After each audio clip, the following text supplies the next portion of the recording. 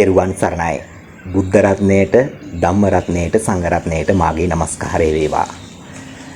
සදහැවතුනි, දක්ෂිණ ලංකාවේ අගනුවර සුන්දර ගාල්ල දිස්ත්‍රික්කයේ හබරාදුව අභිමානවත් පුරවරයේ අති රමණීය විහාරස්ථානයක් බවට පත්ව ඇති මීපේ ශ්‍රී පියදර්ශාරාම පුරාණ විහාරස්ථානයේ ඔබට මතක ඇති පසුගිය වර්ෂයේ, ඒ කියන්නේ 2025 වර්ෂයේ සිරිසදහම් ඇසළ කලාපය විශේෂයෙන්ම තෙරුවන් කෙරෙහි අප්‍රමාණ වූ ශ්‍රද්ධාවක් ඇතිව බුද්ධාලම්බන ප්‍රීතිය ඇති කරවමින් බොහොම ශ්‍රද්ධාවෙන් ඒ සිරිසදහම් ඇසළ කලාපයේ වැඩ කටයුතු ඉෂ්ට සිද්ධ කරා ඔබට මතක ඇති.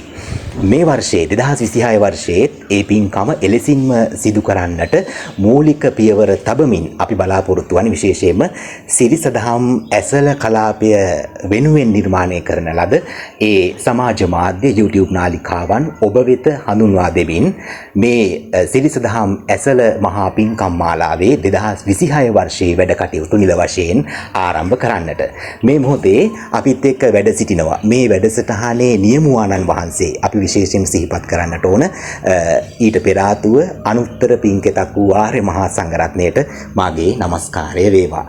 මේ මොහොතේ අපත් සමග වැඩ සිටිනවා ගාල්ල හබරාදුව මීපේ ශ්‍රී පියදර්ශාරාම පුරාණ විහාරස්ථානයේ විහාරාධිකාරී හබරාදුව ලනුමෝදර උදිතදීර පිරිවෙනෙහි ගරු පරිවෙනාධිපති හබරාදුව ප්‍රාදේශීය ශාසනාරක්ෂක බල මණ්ඩලයේ ගරු උපසභාපති තැන්පත් නම සිහිපත් කරන්නට මට අවසරයි ගෞරව ශාස්ත්‍රවේදී අතිපූජනීය හකුරුවෙල ඉන්දරතන පින්වත් ස්වාමින් වහන්සේ. තෙරුවන් සරණයි අපේ හාමුදුරනේ. අපේ හාමුදුරනේ අවසරයි අපි සිහිපත් කරමු විහාරස්ථානයේ අතීතයේ පිළිබඳවත් සිහිපත් කරමින් කොහොමද 2026 වර්ෂයේ සිරිසදහම් ඇසළ කලාපයේ වැඩ කටයුතු ආරම්භ කරන මේ මොහොතේ ඒ සඳහා දැන් මේ වනකොට තිබෙන සූදානම් කොයි වගේද අපේ හාමුදුරනේ? අවසරයි. තෙරුවන් සරණයි වේදේශන් මහත්මයා. ඒ වගේම ලක්වාසී හැමදෙනාටමත් ගම්වාසී ඇත්තන් ඇතුළු හැමදෙනාටම සත්පතමින් ආශිර්වාද කරමින් විශේෂයෙන්ම මේ මොහොත තුළ අපි අද කතා කිරීමට බලාපොරොත්තු වන මාතෘකාව තමයි ගාල්ල හබරාදුව මීපේ ශ්‍රී පියදර්ශනාරාම පුරාණ මහා විහාරස්ථානයේ පවත්වන්නට යෙදෙන සිරිසදහම් ඇසළ කලාපය පිළිබඳව. ඇත්තටම ඇසළ කලාපය පිළිබඳව කතා කරන්නට මත්තෙන් මම කැමතියි අපේ විහාරස්ථානයේ ඓතිහාසිකත්වය පිළිබඳව කතා කරන්න. එහෙමයි. ඓතිහාසිකත්වය පිළිබඳව කතා කරද්දී අපේ විහාරස්ථානයේ ආරම්භයේ වර්ෂය හැටියට සයින්ටුවන් වෙන්නේ 1818 වර්ෂයේ. එහෙමයි. එතකොට 1818 වර්ෂයේ ආරම්භ වෙච්ච තාමත්ම ඓතිහාසික විහාරස්ථානයක් තමයි මීපේ අපේ ශ්‍රී පියදර්ශනාරාම පුරාණ මහා විහාරස්ථානය කියලා කියන්නේ. ඉතින් ඒ ඉතිහාසය දිහා බැලුවන් පස්සේ ඊ타මත්ම පූජනීය මහා සංඝරුවණක් වැඩ ඉඳපු මේ පින්බිමක් තමයි විහාරස්ථානය කියලා කියන්නේ. වැලිහිඳ රතනපාල අභිදාන ගාලු පළාතේ ප්‍රධාන අධිකරණ සංඝනායක මහිපාණන් වහන්සේ, ඒ වගේම අභිධම්මික දිනපිටියේ සද්ධානන්ද නායක හාමුදුරුවන් වහන්සේ වගේ මේ සමාජය මේ ප්‍රදේශයේම පූජනීයත්වයට පත් වුණු නායක හාමුදුරුවන් වහන්සේලා වැඩ ඉඳපු පූජනීයම පින්බිම තමයි මීපේ විහාරස්ථානය කියලා කියන්නේ. වර්තමානයේ තුල විහාරාධිපතිත්වය සහ අනුශාසකත්වය දරමින් විහාරාධිපති තනතුර දරන්නේ අපේ බෝධරගණ පුරාණ මහා විහාරය ඇතුළු පංච මහා විහාරාධිපති හීනටිගල සාරිපුත්‍ර මහා විද්‍යාලයේ සහකාර විදුහල්පති ගාලු වැල්ලබඩපත්වේ ප්‍රධාන සංඝනායක අවසරයි අපේ කැටියපි ඉන්දසුමන නායක හාමුදුරුවෝ. උන්වහන්සේගේ අවවාද අනුශාසනා සහ මඟ පෙන්වීම යටතේ තමයි මේ විහාරස්ථානයේ වර්තමාන කටයුතු සිදු වෙන්නේ. එහෙමයි. විහාරාධිකාරී හාමුදුරුවෝ හැටියට මම මේ විහාරස්ථානයේ වැඩ කටයුතු ආරම්භ කිරීමත් එක්ක නොයෙකුත් පින්කම් අපි නොයෙකුත් පූජා උත්සව පවත්වන්නට යෙදුණා. දැන් අපේ හාමුදුරනේ අවසරයි මීපේ ගම්වාසීන්ගෙත් සහ ඒ විතරක් නෙවෙයි ගාල්ල දිස්ත්‍රික්කයේ මුළු ලංකාවෙම බොහෝ දෙනෙක්ගේ සිත් තුළ ඇතිවෙච්ච දෙවන්ත රූපාවලියක් බවට පත් වුණා මීපේ පන්සලේ පෙරහැර. එහෙම නේද අපේ හාමුදුරනේ? එහෙමයි. අනිවාර්යයෙන් මේ ගැන අපි කතා කරන්නට ඕන. 2013 වර්ෂයේ තමයි අපි පෙරහැර මංගල්‍යයක් හාහාපුරා කියලා විහාරස්ථානයේ ආරම්භ කළේ. එහෙමයි. ඒක අවුරුදු 6ක් පුරාවටම අපි පවත්වාගෙන ආව නොකඩවම විශාල පෙරහැරක් බවට පත් කළා. විශේෂයෙන් මතක් කරන්නට ඕන අපි සදාතුක දාකරඬු වැඩම කිරීම සිදු කළේ එක හස්තයකින්. එහෙමයි. අවසාන පෙරහැර වෙනකොට රුහුණු මහා කතරගමට දේවාලයට අයත් වාසනා හස්තිරාජයා. එහෙමයි. වාසනා හස්තිරාජයා මත තමයි සී සදාතුක දාකරඬු රාජානන් වහන්සේ වැඩමවීම සිදු වෙන්නේ. එතකොට අපේ අවසාන පෙරහැර වෙනකොට අලියැත්තු සමග 7 දෙනෙක් අලියතුන් 7 දෙනෙක්ගෙන් සමන්විත විශාල පෙරහැරක් බවට මේ ගම්බරය තුල පවත්වන්නට යෙදුණා. ඉතින් මේ පවත්වද්දී අපිට පෙරහැර මංගල්‍ය යම් කාලයක නතර කරන්නට උනා රටේ තිබුණු ආර්ථිකමය තත්ත්වය, ඒ වගේම කොවිඩ් වසංගතය මේ ආදී නොයෙකුත් ගැටලු නිසා අපිට මේ පෙරහැර මංගල්‍ය නවත්වන්නට සිදු වුණා. ඉතින් එහෙම නවත්තලා අපි කටයුතු සිදු කරද්දී විහාරස්ථානීය තුල යම් ඉඩසක් ඇති වුණා පින්කම් මාලාවක. ලොකු අඩුවක් දැනුණා. ලොකු අඩුවක් දැනුණා. අපේ දායකයන්ගේ දැඩි ඉල්ලීමක් වුණා හමුදුරනේ මොනවා හෝ පින්කමක් අපි ආරම්භ කරන්නට ඕන කියලා. ඒ ආරම්භ කිරීමට අපි යෝජනා කළා අප විහාරස්ථානයේ මගින් තරුණ තරුණිය වැඩිහිටියෝ ගම්වාසී යවට ගම්වාසී හැම දෙනාටම අපි ආරාධනා කළා සිරි සඳහම් ඇසල කලාපය නමින් ඇසල කලාපයක් අපි ආරම්භ කරමු කියලා. අන්නේ ඇසල කලාපය තමයි දෙවෙනි වර්ෂයට 2025 වර්ෂයේ ප්‍රථම වර්ෂයේ හැටියට ආරම්භ කළා. 2026 වර්ෂයේ මේ වර්ෂය තුල දෙවෙනි වර්ෂයේ හැටියට අපි ආරම්භ කරනවා. ලබන මාසෙ එහෙම නැත්නම් අපි කියන ජූලි මාසෙ. ජූලි ඇසල පුන් පොය දවස් තමයි අපි මේ කටයුත්ත ආරම්භ කරන්නේ. ඇසල පොය 29 වෙනිදා ජූලි 29 වෙනිදා ජූලි 29 වෙනිදා තමයි අපේ සිරි සඳහම් ඇසල කලාපය ආරම්භ වෙන්නේ. ඒක ඒ ඇසල කලාපය තාමත්ම ලස්සන පහන් කෝඩු වලින් ඒ වගේම සදාතුක ධාතුන් වහන්සේලා වන්දනාමාන වලින් ඒ වගේම මහා විශාල අඩි 50ක විශාල දෙවන්ත තොරණකින් මේ මහා ලස්සන ඇසල කලාපයේ ලස්සන වෙනවා. ඉතින් මේ පිළිබඳව තමයි අපි අද කතා කරන්නට බලාපොරොත්තු වෙන්නේ. ඉතින් අපේ හාමුදුරනේ විශේෂයෙන්ම අපි සිහිපත් කරනවා නම් ගොඩක් වටිනවා. දැන් මේවර ගිය වර්ෂයට සාපේක්ෂව කතරම් නම් පහන් කූඩු නිර්මාණය කරනවද විහාරස්ථානයේ ක්‍රියාන්ද කරගනිමින් සහ මීපේ මන්සන්දියේ සිට ඒ පිළිබඳවත් අපි සිහිපත් කරොත් අපේ හාමුදුරනේ. ඇත්තටම දේශාන් මහත්මයා ඒ ගැන අපි කතා කරන්නට ඕන. අපේ ගමේ මීපේ ගම කිව්වම තාමත්ම විශාල ගමක්. මේක පොඩි ගමක් නෙවෙයි.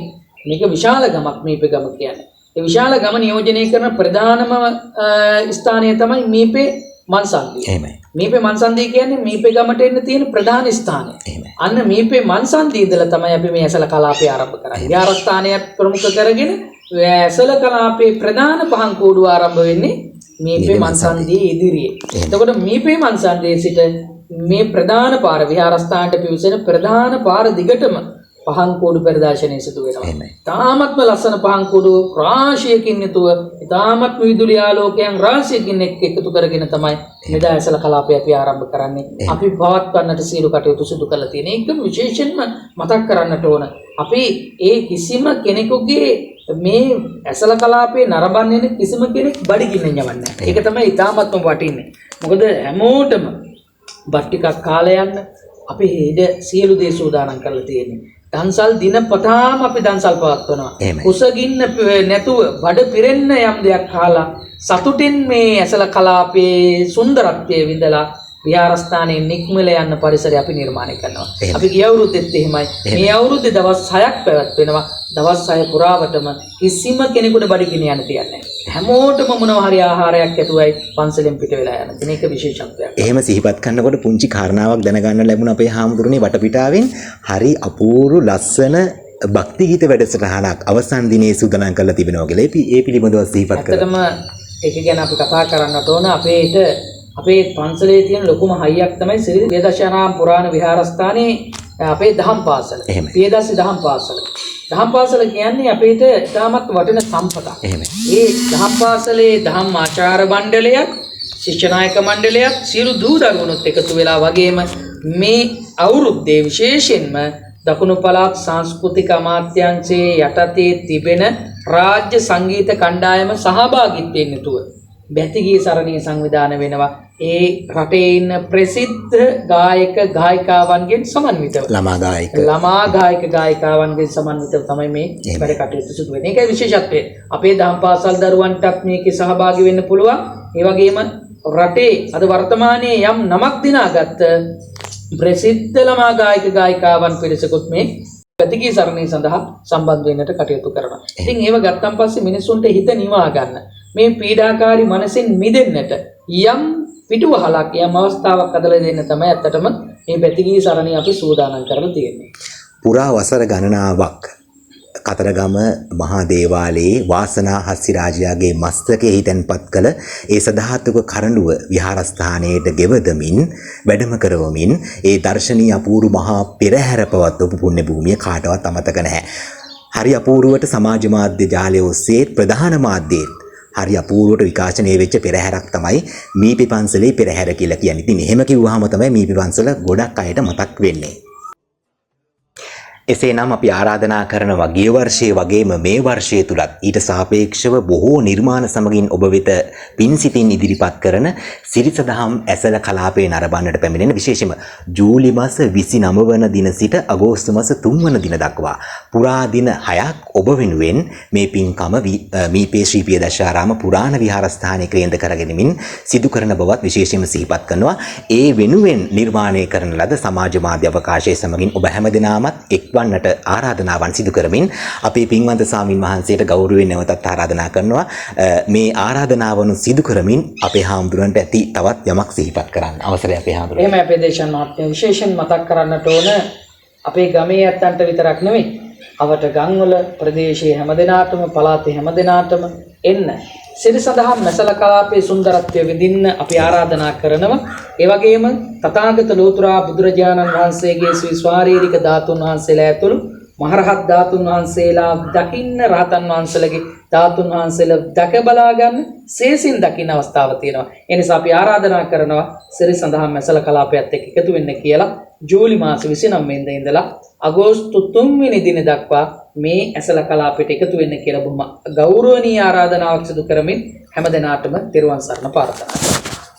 බොහොම පින් අපේ හාමුදුරනේ විශේෂයෙන්ම මේ ශාසනික මහා කටයුත්ත පින් සිතින් දායාද කරන්නේ අපේ හාමුදුරුවෝ මේ සංස්කෘතිය ජන සමාජගත කරන්නට සහ බුද්ධාලම්බන ප්‍රීතිය හැම හිතකම ඇති කරවන්නට තමයි අපේ හාමුදුරුවන් වහන්සේලා මේ සිදු කරන වෑයම හරි අමාරුවෙන් උනත් මහන්සියෙන් උනත් දරන්නේ. ඉතින් ඒ නිසා අපි ආරාධනා කරනවා හැම දිනාටම පින් සිතින් මේ මහා පින්කම සමගින් ඒකාත්මික වන හැටියට. අද අප සමගින් මේ සාකච්ඡාව සඳහා වැඩම කරන්නට යෙදුණු අපේ අතිගෞරවනීය පින්වන්ත ස්වාමීන් වහන්සේ මීපේ ශ්‍රී පියදර්ශාරාම පුරාණ විහාරස්ථානයේ විහාරාධිකාරී ලනුමෝදර උදිත දීර පිරිවෙනෙහි ගරු පරිවෙනාධිපති හබරාදුව ප්‍රාදේශීය ශාසනාරක්ෂක බල මණ්ඩලයේ ගරු උපසභාපති තැන්පත් මීපේ සිරි සදහම් ඇසල කලාපයේ නිර්මාතෘවර සිරි පියදර්ශී දහම් පාසලේ ප්‍රධානාචාර්ය නම සිහිපත් කරන්නට මට අවසරයි.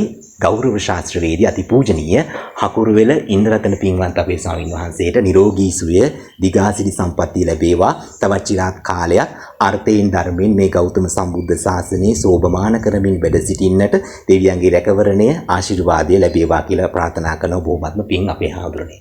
එසේනම් අපි මෙතකින් සමු අරගත්තත් නැවතත් සිරිසදහම් ඇසල කලාපයේ සමගින් නිර්මාණය කරන ලද සමාජ මාධ්‍ය අවකාශයේ ඔස්සේ ඔබ හමුවන්නට බලාපොරොත්තු වෙනවා. ඉතින් ඔබ හැම දිනාටම නිරෝගී සුවය ප්‍රාර්ථනා කරමින් සමුවර ගන්නවා. හැම දිනාටම මීපේ බෝ සමග පිහිටයි.